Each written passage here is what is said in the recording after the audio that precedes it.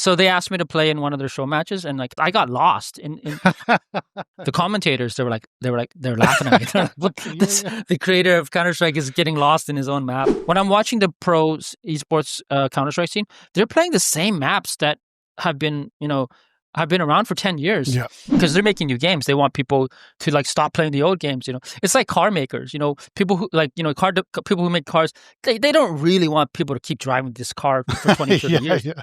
Minh Lee, also known as Gooseman, is best known for creating the world-conquering Counter-Strike. What started out as a small Half-Life mod now sells out the biggest arenas all over the world and is one of the greatest esports of all time. In 2006, Gooseman left Valve to make Tactical Intervention. Since then, he's worked on Rust, Black Desert Online, and now has a new game, Alpha Response, which marries his semi-realistic counterterrorism themes with the co-op PvE of something like Left 4 Dead. I never miss a chance to catch up with Goose, but since we've also talked about the genealogy of game mechanics before on this podcast, I wanted to quiz him about the industry trend towards static recoil patterns in gunplay, which Counter-Strike pioneered and popularized. Enjoy. Basically, I just kind of got together with a bunch of indie developers. A lot of them kind of came from AAA backgrounds, so a lot of them are former Ubisoft and EA people. We started just working on this game. Basically, it's called Alpha Response, and it's basically, I guess the best way to describe it is it's like Payday, but you play as the good guys. It's much more fast-paced, much more action-oriented. Yeah, we were kind of inspired by Left 4 Dead when we were working on this game. We wanted to have that kind of pacing of Left 4 Dead, and you couldn't really cheese it. Like, in some games when there's only like a couple enemy types, you can sort of just cheese it. You can just you stay in one corner, you kind of cap it out. But we liked how Left 4 Dead, it kind of threw different enemies at you, and a lot of the different enemies, they would kind of force you to readjust your positioning. So our game is kind of similar in that we have a lot of these different enemy types. So we have enemies that throw grenades, and like the suicide bombers. We have these guys with shields.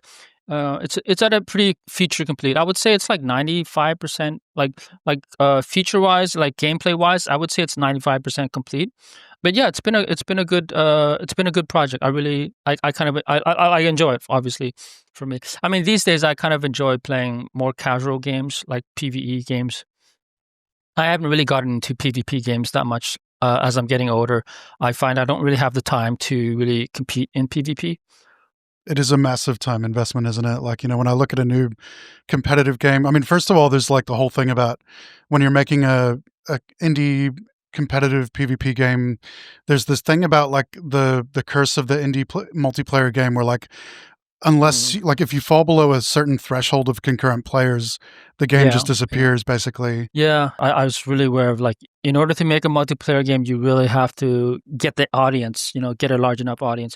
And I mean, in some games some indie games can do it, like games like Squad, like Hell Let Loose. But I think the reason that they do so well is because they're able to kind of target their audience. They're able to find a kind of like a niche that games like Counter-Strike, that games like the AAA games aren't addressing. So like when you look at a game like Squad, you can't really get that experience from in another game like Battlefield or Counter-Strike. Even the big players have trouble.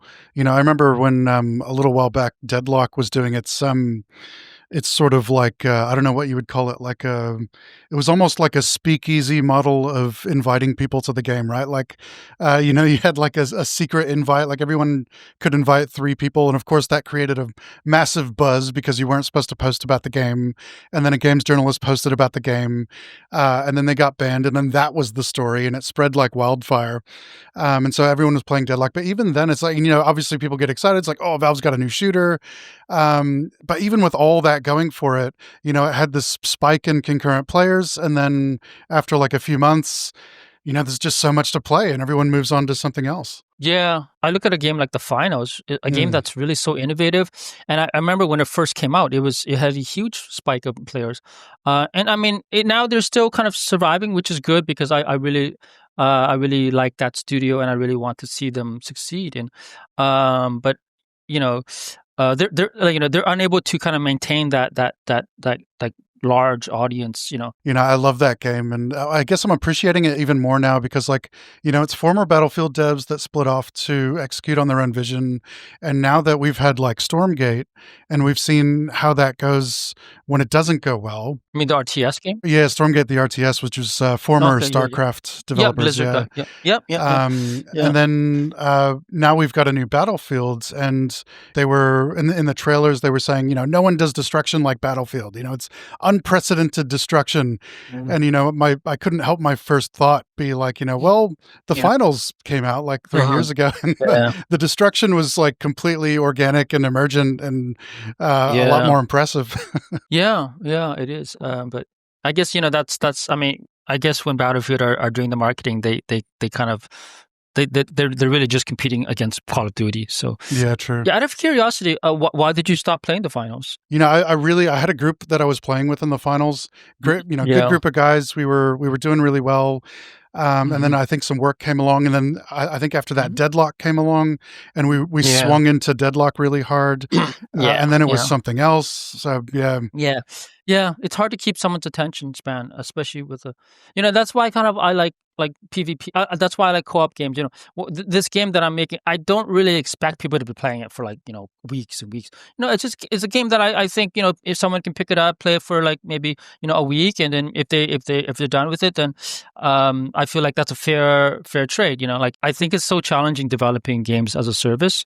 Because it's just you're constantly having to um just constantly having to like entice people with new content, and it's such a grind from a developer standpoint. Yeah. I guess there's a bit of a tension now between developers and players with regards to the stop killing games movement, and the Yeah. games as a service model. Like it seems to conflict with the idea of making the game available to players. I mean, from a business standpoint, I understand why companies do this because they don't want to handicap themselves because when because they're making new games, they want people to like stop playing the old games. It's like car makers. People who like people who make cars. They don't really want people to keep driving this car for 20, 30 Yeah, years. yeah, They want people to move on. Come on, get this new car, right? yeah. So, and in some sense, I think that's kind of what these developers or what these larger developers are kind of interested in. Planned obsolescence. Yeah, the planned obsolescence because they want people to buy the shiny new product that they're coming, and it kind of impedes them when they have a product that is lasting that long. They don't want people to play that game for so long. It's like how your iPhone kind of like runs out of battery like quicker after 2 years, and Apple swears like, no, we don't do anything. But yeah, But it's weird though because I feel like that's such a niche audience that do play those older games. So I've always felt that these AAA studios, they shouldn't really be afraid of the fact that somebody is playing a 20-year-old game of theirs, because I think they think that it's going to be a large amount of players that are kind of like holding on to this old game, but I really feel that it's a really small audience that do kind of play these legacy games, and I don't maybe I'm just being naive, but I don't think it has a huge impact on like their potential to make future games. yeah, Because like a lot of the younger people who play games, they don't want to play 20-year-old games. They want something that's modern and up to date. And so when a studio like EA releases Battlefield 6, I would say 99% of the gamers who are interested in Battlefield are going to jump on that one. Maybe 1% of them will still play the old Battlefield games. yeah. They shouldn't have this fear of, people are going to be stuck playing Battlefield 4 and they don't want to migrate to Battlefield 6. Right. I don't know. To me, it seems like kind of like they're being a bit paranoid, I would say. But so I feel like they shouldn't be afraid of supporting their older titles, allowing people to host their own custom servers. Yeah, like historically, that's been a great thing. I mean, games that open themselves up to modding and player control, like it's only been a great thing. And I think, No, yeah, like when I see sure, the yeah. stop killing games movement, like I think it's Yeah. what they're doing is great. Like what the movement's doing is great. Mhm. But I did see this post and you're probably a good person to ask about this because you're making a live service game at the moment. But I saw this Mhm. post from an indie developer who was kind of coming at it from the other direction and saying, like, people don't really understand how many third-party services that games are connected to these days. And if that was coming from like Mhm. a product manager at EA, I might have a little less trust. But Mhm. this is coming from an indie developer who I've known for a while, and he seemed to have kind of a nuanced take on it. And he was just Mhm. talking about how it would like legitimately take a lot of work to go into a lot of games and remove all of these third-party services. But then I was thinking, like, I mean, Yeah. are these third-party services, like, are we talking about like telemetry and stuff like that? Because a Yeah. lot of players would kind of go like, we didn't Yeah. want that to begin with. That seems like a company Yeah. first Yeah. feature, Yeah. not a player first feature. I'm trying to think of these third-party services that he's mentioning. But I mean, like, yeah, I mean, is that might apply to some games that use these third-party, but I would say the majority of like multiplayer games, they're pretty streamlined. Like, for example, my game, all I use is the Steam backend. Like, all I require is, hey, do you have a Steam account? Okay, that's it. That's all I need. I'm gonna save your data to the Steam backend. I'm not using like third-party software. I think in general, the majority of game developers, they don't really. I don't think they would run into that complexity of having to deal with third-party restrictions, kind of thing. Yeah, I think if you listed those features out to a lot of those gamers, they would kind of just tick them off and go like, "Don't need that, don't need that, don't need that, don't need that." Yeah, yeah. Maybe one thing I can think of is like maybe something like Proton. Like I don't know if you know what Proton is. Yeah, Proton yeah. is basically it's a server hosting solution, I think. And so some of these games they have this capability of using Proton for hosting their servers. With alpha response, so like you were talking about enemy types in Left 4 Dead Mm, that would kind of force you out of your position, and I remember playing that as well. mhm. I remember the smoker sort of, with the tongue, like Yeah, pulling you if you were on a yeah, high up point, and it yeah, would sort of like pull you down. yeah, So yeah, I guess, yeah. that like that universe is a zombie universe and it's a fantastical universe, and Mhm, they can create mhm. these wacky Yeah, characters. You're a yeah, little they bit can. more rooted in realism. Exactly, yeah, So exactly. how do So it's you difficult, it's yeah, how do you difficult, yeah. achieve that same thing? Yeah, so we just have to be more imaginative. So we don't have people like the smoker or anything like that, but we do have people who throw these fire grenades like the spitter in Left 4 Dead. So we found that these grenades will have a good way of just preventing players from camping. And so we also have these characters that kind of like we have these guys that are suicide bombers. They're kind of like the boomers in Left 4 Dead. When you hear them, you kind of have to like be aware of of your surroundings, and so yeah, it's difficult because as you said, we're based in reality, and so we can't really get away with having a spitter or having someone's tongue kind of go 30 feet. But we don't restrict ourselves to being like 100% realistic. So we don't like we'll add some stuff that is a little bit borders on sci-fi kind of thing. Like we do have these drones that kind of fly above and they shoot these flashbangs at you. So that's not entirely realistic, but it's kind of like in real life there are these drones, and so we have like these drones that kind of annoy the player, and so we found that that's pretty cool. It challenges the player to look vertically. And so we also have dogs. And so, yeah, even though the game is based in reality, we're able to kind of come up with some pretty creative enemy types that do challenge the player. Like, I think we want to kind of do this enemy that, in real life, they have these things called like jetpacks. I've seen videos of these army guys. They're kind of flying around in jetpacks, kind of like, G.I. Joe kind of thing.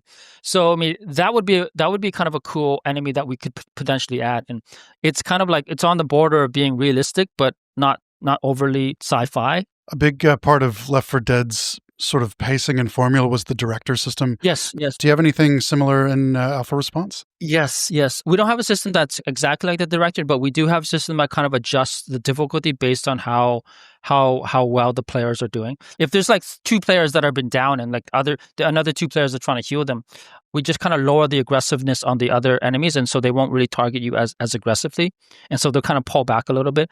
Because one of the challenges of making a co-op game is it's hard to kind of make a game that's fun for people of different skill levels. Like we're kind of adjusting the difficulty on the fly as the players are playing it. We try to identify points in the game where there's a bit of a lull where nothing's going on, and then at those points we'll try to like ramp up the enemy spawning. Mm. The way the enemies they kind of come in waves. in some ways it's a little bit like a horde shooter, but the way that our enemies come into the mission, it's quite different. Sometimes they'll drive in, and sometimes they'll run in. And so it's some ways it's kind of like in Grand Theft Auto, where you the player is in this kind of this large city, and basically he goes to a certain part of the city, and in that area he has to do a certain mission.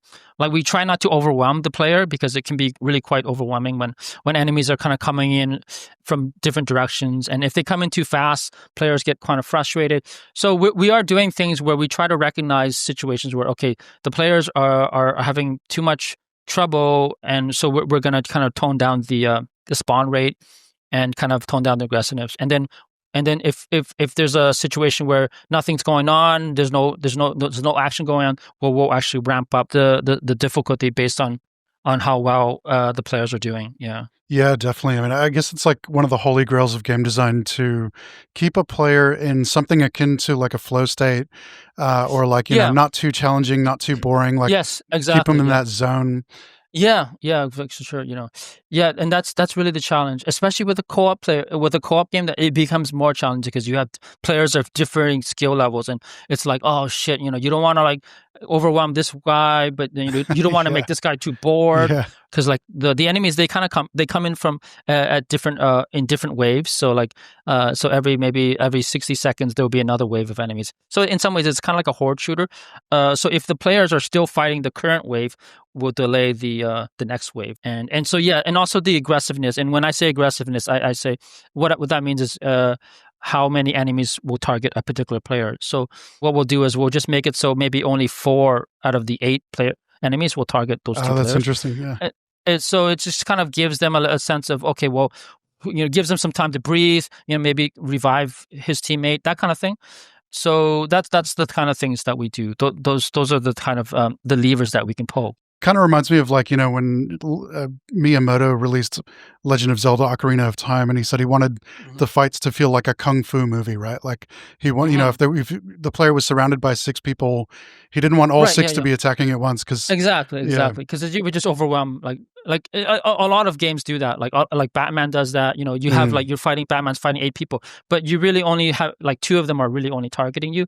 A lot of games do this. So basically we're kind of just taking a page out of that and just sort of just kind of managing how many enemies are targeting the player at any given time. Yeah. Sure, yeah. Throughout your career, I guess there does seem to be a type of game that you return to, which is shooting based in realism. Obviously, not as far on the realism scale as like Arma or something like that. Yeah, no. But like I'm definitely more casual. Yeah. Yeah, I mean, but you've got like the Deagle in there, you've got the M249 in there, and you try to get vehicles in there, and it does seem like there's something you're chasing there. Like there's an experience that you're chasing. And I was wondering, like, if we were to go forward in the future and you were to witness players playing your game, and let's say they're having an experience that makes you say, "That's it, I nailed it. Like that's the experience that I was after." Like, what does that look like? I've always kind of been motivated to make games similar to how I enjoy action. Like when I watch action movies, so when I watch movies like Heat, or like a movie like Ronin, or like the Bourne Identity. So some of these older movies that I used to watch, they had a lot of car chases, a lot of cool car chases. People would get out of the car, there would be a shootout. And those types of scenes were the ones that really resonated with me. And I've always tried to capture that. I think that's kind of my prototypical fun type of game. And also, I used to watch a lot of Hong Kong movies, like from the 90s, like a lot of movies directed by John Woo. And so when you watch those movies, a lot of the gunfights, they're kind of over the top. They're really just like spectacular. These Hong Kong action movies, they were popular in the mid 90s, late 90s. Yeah. Okay. He made these movies called Hard Boiled, like The Killer. And they kind of led to a lot of inspiration for movies like The Matrix and other movies. So they were a huge inspiration. So this one comes from the grokludo community. What is the meaning of life? Yeah. Life, the universe, and everything. 42. Yeah. Do you still play Counter-Strike, and how would you have liked to change it if it was up to you? Yeah. Actually, no, I stopped playing in 2007, I guess. Yeah. So it's been a while. A funny thing is, actually, I was I went to the Counter-Strike Major, which is I the saw that. esports thing. Yeah. Yeah, so they asked me to play in one of their show Oh, matches, and really? like I was so bad. Yeah, but it was funny though because I got lost in I was playing one of the maps. It was called DE Nuke, right? And at the very bottom of DE Nuke, there's like a bunch of hallways, and Yeah, it yeah, was yeah. fucking confusing. And so I got lost. I didn't know where to go. I was running around in circles, and the the commentators they were laughing at me. They're like, "What, Yeah, this, yeah. the creator of Counter Strike is getting lost in his own map," and it was like Yeah, it was yeah. funny. But I did it right. I did it right. I mean, I was able to kind of like remember some of my skills, and I was able to get a few kills. But yeah, I'm not good at it though. I'm terrible. I'm pretty bad. So if I were to change anything about Counter Strike, it is lacking in the variety of maps because when I'm watching the pros esports Counter Strike scene, they're playing the same maps that have been have been around for 10 years, Yeah. and that's to me I feel like, oh man, I wish someone would make some more maps, more like because I like to I like to be able to see interesting different strategies that are on different maps, but I think the reason that we don't see more maps being played in the professional circuit is it's just so difficult to make balanced maps for Counter Strike. The idea of moving to a random recoil pattern, other franchises have kind of moved into like more random patterns at first, and then slowly the industry, it seems, has gone towards a static recoil pattern. It seems to be like Counter-Strike made that experiment earlier than all the other franchises, right? Like, Battlefields slowly moves towards a static recoil pattern. Rainbow Six Siege launched in 2015, but in 2018 it completely switched to like a deterministic pattern. Valorant, like I guess all the copycats like launched with static recoil pattern, and then other games have kind of like Apex and the finals have used static patterns. I don't know why do you think it's taken so long for other franchises to sort of learn this lesson? I feel like Counter-Strike learned that lesson first. And then, it all comes back to what you did. It seems like competitive FPS, like, even though it saw it done right that first time, they still had to go through this maze of experimenting with randomness before eventually finding its way back to the static patterns. I honestly didn't really intend to make it deterministic, but I think I remember initially when I programmed the recoil and the spread for the weapons, I just basically just used some random values that I thought felt plausible, and I just wanted to just kind of balance the different guns. Like the SMGs would have less randomness, and then like the rifles would have more randomness as you shot them. So there was two parts to the bullets. So basically, there was the kick of the gun. So that's the part that actually adjusts the cross, like the mouse crosshair, and then there's the spread of the bullet, and that's the random part. So the kick of the gun, that part is more deterministic. That's the part where the player is going to be able to control. But the spread, so the cone, so that's the part where it was just it basically just kind of grew as the player shot more. So on the like the last shot, on the 30th shot, the cone would be like at its largest. My intention was to force players to basically shoot like in bursts, like in real life. And so you had, back at that early stage, you had both the kick and the spread. Yeah, the random spread cone, yeah. And I think it still exists even right now in Counter-Strike 2. But I think the spread cone is probably tighter though. I think it's a little bit.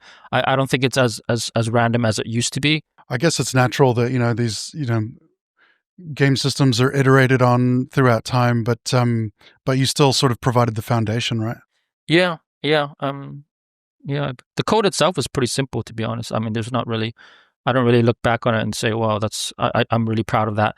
It's to be honest, actually, a lot of it was basically just the Half-Life code. I basically took the Half-Life code for how they did the recoil for Half-Life, and I just kind of tweaked the values. So there would have been like a rifle in Half-Life that had its own sort of kick values, and you would have Yeah, exactly. Yeah, like the SMG in Half-Life, like the I remember the SMG in Half-Life. Basically, it kind of it operated the same way the Counter-Strike guns had, but the guns in Counter-Strike, they had much more kick. I thought it was kind of lame back when I would play Half-Life, and like the guns, they felt so easy. They didn't really feel really challenging to use. I think it's because back then players weren't used to like having to control kick. But now you see it in games like Call of Duty and Battlefield. They have noticeable like recoil, and like even in a game like Cyberpunk, which is like not exactly a hardcore FPS game, they even those even a game like that, it has like a certain amount of kick. So I think we've gone to a point where FPS players, they kind of expect their guns to feel like challenging to use and not so easy. Can you think of any other like Quake mods, or were there any games before that point that had the kick? Actually, to be honest, I think the reason I added the kick in Counter-Strike was because I worked on a mod for Quake called Action Quake, and that was the mod that had a recoil. And when I played that game, I noticed that there was a certain amount of skill that the player had to have in order to control the recoil of their guns. But so I think what I did was I borrowed that system and I just kind of put it into Counter-Strike. But yeah, but I think that was the game that kind of encouraged me to add more recoil to the guns. Because it just made them feel more like skill based. Like the difference between firing an SMG versus firing a rifle. Like there was this large like you needed a bit more skill to use a rifle, which is something that I wanted to encourage in Counter-Strike. You were willing to walk away from, I guess, like a good situation or a sure thing in order to express yourself artistically. And so you walked away from Valve, and it's something that you've been willing to do. It's something that I think takes a lot of courage. So I was wondering if like you could talk about this concept of like, there's tension between audience capture and then the artistic leap. And you've chosen the artistic leap time and time again. But then, that comes with its own stuff. Like, when you then have to all of a sudden worry about money. And then worrying about money could also affect the art. How's managing that tension been for you? I mean, like right now, I'm working on a great project that's really I enjoy doing, and it's really creatively fulfilling for me. But to be honest, it's not exactly the most financially stable because we are kind of like an indie team, and so we do struggle with like exposure, getting the game out there, getting people to see the game. I mean, that's really challenging in today's age, especially with Steam being super saturated with good games. And so at the moment we're looking for publishers, but it's tough. I mean, even like we have a product that's in early access and it's doing pretty well, and like it's like a lot of publishers they're not interested in working with. We've talked to a lot of publishers and they tell us, well, we don't want to work with you because you're in early access. And so I'm like, well, dude, I didn't even realize that was a disadvantage. Yeah. I thought, I thought, what difference does it make? Like, but they'd say, no, apparently, if you're in early access, the publisher misses the opportunity to do the marketing because apparently early access is a really big marketing point, and like you have to, you make a lot of sales when you launch into early access. The sort of, I guess there is a round of visibility that you get when you go early access, and all your wish lists get notified and stuff like that. Yeah, some of this stuff, it's just, I know a lot of developers, they don't even realize this. Like, did you even know that? Oh, if you go into early access and you don't have like enough wish lists, your game's just gonna get dumped, like on Steam. Like nobody's gonna be able to see it. Like I didn't realize that, and I think it's a problem a lot of indie developers they miss. Like they're great developers, but like they ignore the marketing part of it. They think, well, as long as my game is good, people are gonna see it. No, man, like marketing, I would say is like at least 50% of the games. Yeah, that's right. Yeah, there's this myth online about like, and especially if you jump on the game developer subreddits, they love promoting this idea that if you just make a good game, that's all you need. And I'm like, they hate me for saying it. I get downvoted, but it's like, it's just not true. Like marketing is such a big part of it. I mean, you'd have to make a really good game that's really hard to ignore. But like I see a lot of games that are kind of like they deserve to have some kind of an audience because they're good games, they're decent games, but because they didn't do the marketing right, nobody even knows about them. Like my sort of main point from before is that you're willing to take a financial risk for artistic expression, and there are there's anxiety that comes with that, right? Yeah, I mean, for sure. I mean, especially living in a place like Vancouver, which is like, I think the people that live in places like where I live, Vancouver, California, I think we're more inclined to just work at like a AAA studio or work at a job where where we have a guaranteed income, because doing like indie games, like it's a big risk because there's no guarantee that you'll be able to pay your bills. I look at all my friends, like all of my colleagues that live in these they used to work at AAA studios. They don't have any desire to be an indie developer because they kind of afford it. Goose, it's always a pleasure, man. Thank you so much for stopping by on Grokludo. Good talking to you. Yeah, no worries, man. Hey, and appreciate it. Thank you.